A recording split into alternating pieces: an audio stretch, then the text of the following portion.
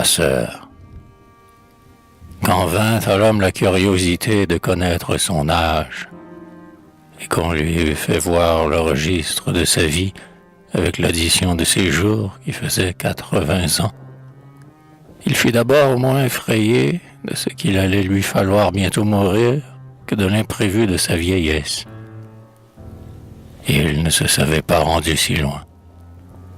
Il avait avancé dans la vie sans regarder devant lui, à la manière du rameur qui connaît bien le parcours et qui ne se retourne pas vers l'avant, tout occupé qu'il a du mouvement de ses bras.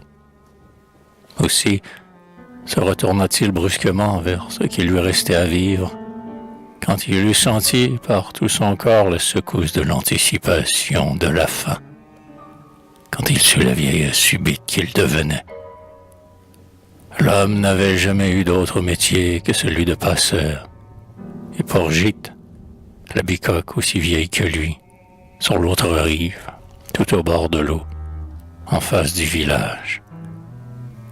C'était une vie organisée avec un bac et une chaloupe, une raison d'être qui est la route dont il avait fonction de continuer l'élan par-dessus la rivière. Il était une espèce de batelier de la route. Il passait les piétons dans une petite chaloupe blanche qu'il maniait à la rame. Un grand bac rouge, guidé d'une rive à l'autre par un fil transversal, servait aux voitures et aux charges lourdes. Il causait peu, ce qui avait éloigné de lui les sympathies. Le bonhomme était lent dans son travail, mais assidu. Si un attelage sonnait sur la route, il sortait sans se hâter de sa sieste qu'il prenait à sa porte et allait à son poste à l'avant du bac, le dos courbé, les mains sur le fil, prêt à tirer. Quand la voiture était débarquée, il se faisait payer, puis se remettait à tirer le fil sans rien dire. Le bac rejoignait lentement l'autre rive, avec son petit bruit tranquille de papier froissé que faisait sous les panneaux l'eau qui se frisait. Puis l'homme reprenait sa sieste, immuable. Ainsi donc, à toute la longue vie que l'homme reconnut avoir été, quand il en apprit la durée, vint-il s'ajouter un peu de mort avec l'inquiétude de ce qu'il allait être. Il eut peur, non pas précisément de la mort, mais de ce qui allait être avant la mort, de ce qui allait devenir ses bras, ses uniques bras, ce qu'il avait toujours été.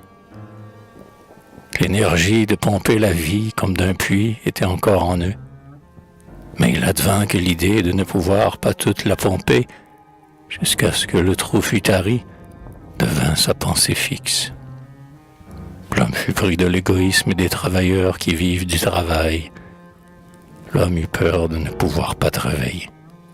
Il eut peur de la vie des vieillards qui ne travaillent pas, mais qui gardent assez de bras pour repousser la mort.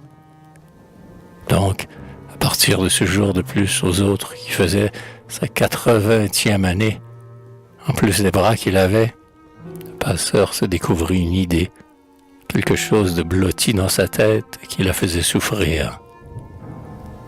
L'homme commença de se connaître. En plus des bras, il avait une tête. Et pour des heures de sieste, il en prit contact, et on le vit se tenir péniblement la tête entre ses deux mains.